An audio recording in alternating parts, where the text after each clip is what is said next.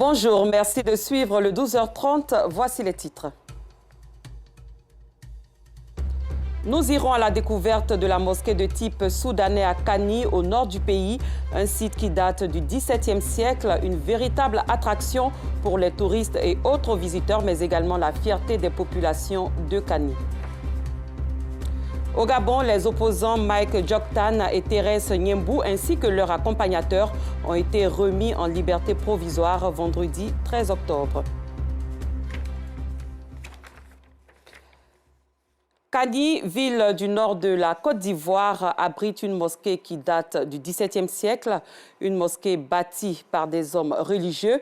Elle garde encore aujourd'hui le même aspect, les objets et matériaux utilisés pour sa construction. Cette mosquée est un lieu de prière et de recueillement par excellence, tant pour les populations de Kani que pour les visiteurs. Aussi, cette mosquée fait la fierté des habitants de Kani, comme nous le fait savoir Assitan Diarra. Au cœur des Kani, localité située à plus de 50 km de Séguéla, un véritable trésor touristique. Cette mosquée du type soudanais du XVIIe siècle, bâtie par 7 hommes de Dieu. Ces 5 hommes, en quête de magnifier et de glorifier Dieu, entreprennent alors la construction de cet édifice religieux. Un défi cependant se dressait devant eux. Trouver la direction de la Kaaba, la maison sacrée du Tout-Puissant, située à la Mecque en terre sainte d'Arabie Saoudite. Et c'est à travers un rêve que l'un des 5 hommes a eu la réponse à cette énigme divine. À son réveil, il la partagea avec les 6 autres guides religieux. Le matin, il est venu s'arrêter et Dieu a fait que de là où il était arrêté, il a vu la Kaaba. Et tous ceux qui sont venus à côté de lui sont restés là pour voir la Kaaba. Ils ont vu la Kaaba également. Donc tout le monde était rassuré et vraiment c'était la vraie direction qu'on a pu avoir.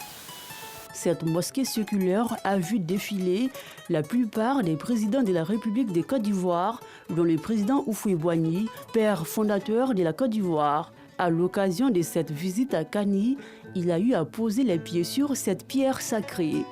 En 1995, quand Bédié est arrivé, c'est ici que les vieux ont reçu Bédié.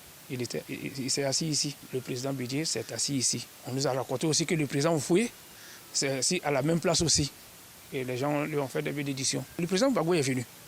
C'est à la même place ici aussi qu'on l'a reçu. Bon, exceptionnellement, le président Ouattara, comme étant musulman, c'est lui seul qui a eu accès à l'intérieur de la mosquée. Voilà, à part ça, les 3 autres n'ont pas eu accès, mais ils se sont assis là. Et les vieux ont fait les bénédictions qu'ils devaient faire. Même la lampe que vous voyez là, ça c'était D. Deuxième était de l'autre côté. Et ça a été offert par le président Henri Konan Bédié, feu père à son âme, en 1995. La mosquée de Kani, bien plus qu'un simple édifice religieux, est le lieu de culte le plus fréquenté de la ville. Il faut dire que vraiment ces personnes qui ont construit la mosquée là, avec la crainte de Dieu qu'ils avaient, donc les mots qu'on parle à l'endroit de Dieu, Dieu exauce facilement. Ils ont prié pour un monsieur ici qui avait besoin de quelque chose dans sa vie. Quand les parents ont fait leur prière et puis ça a exaucé, lui-même, par l'émotion, il a enlevé, il a essayé de mettre toiture, c'est ce qui a fait que vraiment ça a ce visage-là. Quand il y a nos cadres qui viennent, ça peut prendre au moins une centaine de personnes. Chacun veut assister, chacun veut prier à l'intérieur. Depuis sa création au XVIIe siècle jusqu'à ces jours, ce lieu de prière est resté intact. Le plus surprenant, c'est l'œuf posé par ces sages hommes sur le minaret de la mosquée au XVIIe siècle. Il a conservé sa forme immaculée à travers les siècles. Voilà, vous voyez ce qui est en haut là. Là, c'est l'œuf d'un oiseau Autriche. Voilà, depuis la construction de la mosquée, dès que les parents ont mis ça est là. La mosquée du type soudanais de Kani, un joyau qui remplit de fierté le cœur des habitants de la région. Il faut dire qu'ils ont construit en une semaine, ils ont prié dedans aussi. Voilà la mosquée. Mais ici, quand on dit Kani, la première mosquée, ça veut dire que vraiment c'est symbole, c'est quelque chose vraiment qui a beaucoup béni. Ça, c'est notre premier patrimoine de Kani, premier symbole Donc, sur tous les plans, on doit préserver ça. Avec la même ferveur très avancée de la ville, la vieille mosquée a elle aussi connu quelques innovations majeures. Pratiquement, c'est la toiture qui est là. Avant, il n'arrivait pas ça. Quand il y a paille, donc il ne fait pas chaud. Pratiquement, avec le monde d'aujourd'hui, c'est parce qu'il y a la lumière. Et vraiment, on a vu que si on installe ça, ça peut quand même soulager. Le tapis aussi, c'est parce qu'on a vu que vraiment, les anciennes nattes là, quand on met, souvent quand on plie, ça se casse. Et maintenant, ça fait qu'il y a beaucoup de saleté qui est là. Donc quand on met le tapis, bon, on voit que ça va. Mais avec ça, on fait l'entretien. Elle est non seulement un lieu de prière et de recueillement pour les habitants de Kani, mais demeure aussi un lieu d'adoration pour les citoyens de la ville environnante et pour les visiteurs des pays de la sous-région. Les habitants de Kani, ils viennent ici pour se recueillir, vraiment. Ils viennent prier, commander le bon Dieu pour que Dieu ait la main de tout ce qu'on veut faire. Voilà, même y compris commander le pays, même le monde entier même. Cette mosquée de type soudanais, riche d'histoire ancienne, continue d'exercer son pouvoir d'attraction sur les touristes, tant nationaux qu'étrangers. Une véritable merveille qui perdure à travers les siècles, déployant son charme pour le bonheur des populations des Kani et pour le plus grand plaisir de ceux qui la découvrent. La mosquée de Kani, un site à découvrir absolument. Allons à présent à la découverte d'une technique de commerce appelée le partager-partager. Elle s'expérimente surtout dans la vente de poissons. L'idée est d'acheter en groupe un ou plusieurs cartons de poissons et de se partager équitablement le contenu dans l'optique de le revendre. Non loin de la gare de Siporex, dans la commune de Yopougon, notre reporter Justin Kwasi s'est rendu sur un site où est pratiqué le partager-partager. Suivons son point commenté par Assitan Diarra.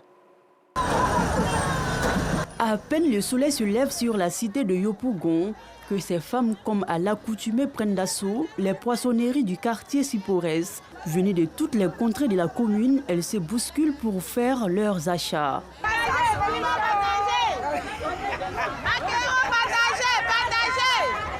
Pour faciliter l'achat du poisson, ces femmes ont développé une technique ingénieuse dénommée le partager-partager. Nous, on crie et on s'associe. Si nous sommes 4 femmes ou 6 femmes, on s'associe. Nous cotisons.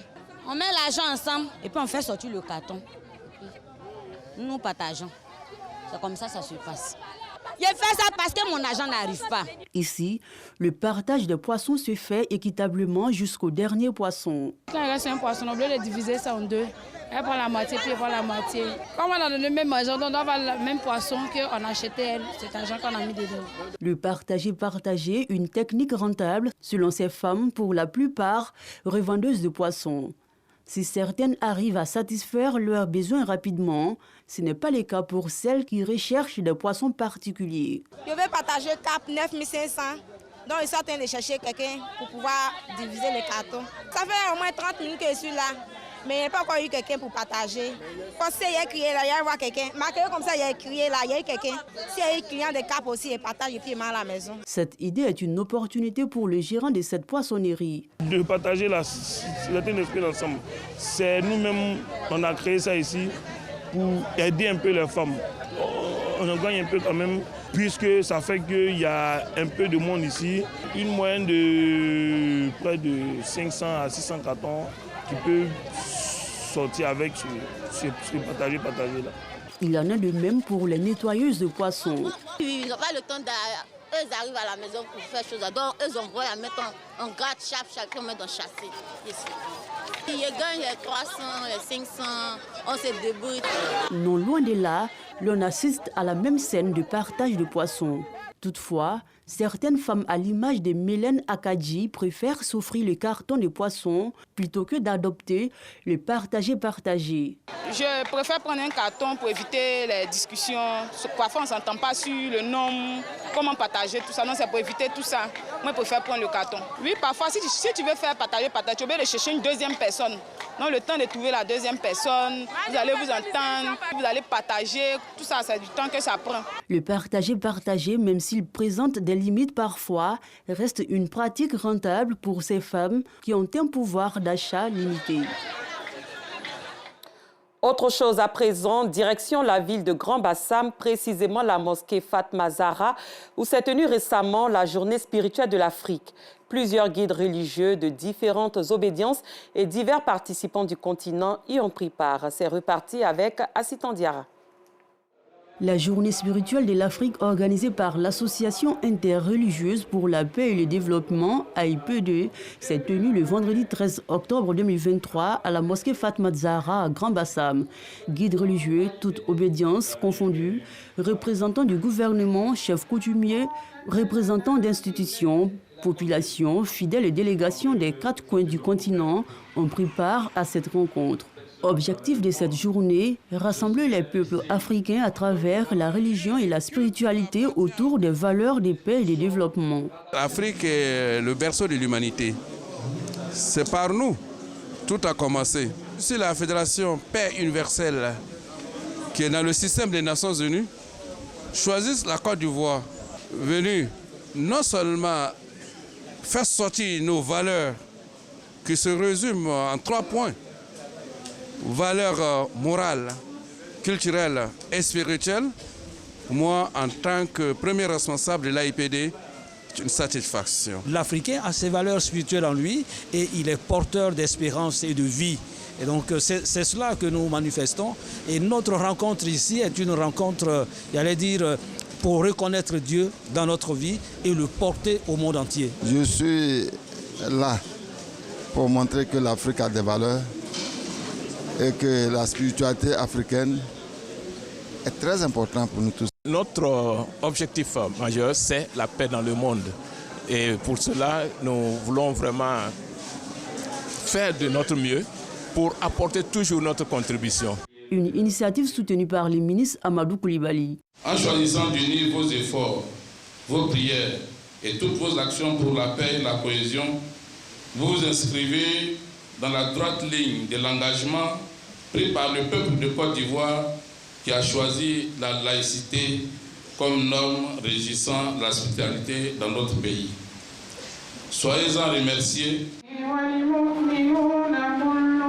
Cette rencontre de prières organisée par l'Association interreligieuse pour la paix et le développement AIPD est à sa 4e édition.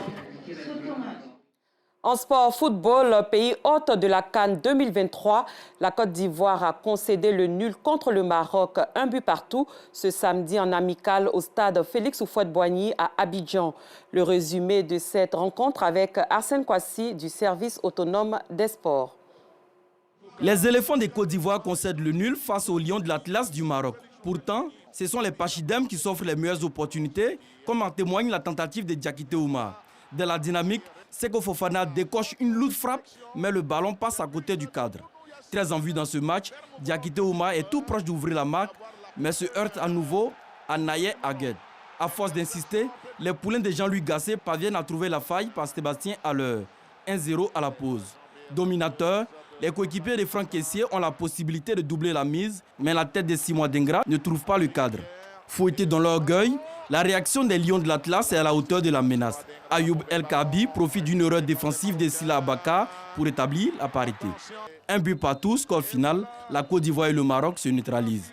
Prochain rendez-vous des éléphants, le mardi 17 octobre à 19 h au stade Félix Houphouët-Boigny. Ailleurs au Sénégal, s'est effectuée hier une rentrée parlementaire avec l'ouverture de la session ordinaire unique de l'année 2023-2024, l'occasion de refaire le bureau de l'Assemblée nationale où s'est actée une scission du groupe parlementaire de la coalition de l'opposition Yewwi Askan Wi, notamment dirigé par le PASTEF d'Ousmane Sonko avec le départ des députés du mouvement Taxawu Sénégal de l'ancien maire de Dakar, Khalifa Sall. Au Gabon, les opposants Mike Djoktan et Terence Nyambou, ainsi que leurs accompagnateurs, ont été remis en liberté provisoire vendredi 13 octobre. Ces anciens candidats à la dernière élection présidentielle qui s'étaient désistés afin de faire bloc derrière le candidat consensuel de l'opposition, Albert Ondo Ossa, tentaient de se rendre en Guinée équatoriale. Ils souhaitaient remettre un message au chef d'État des pays membres de la CEEAC. Fin de cette édition. Merci de votre attention. Très bonne suite de programme sur RTI2.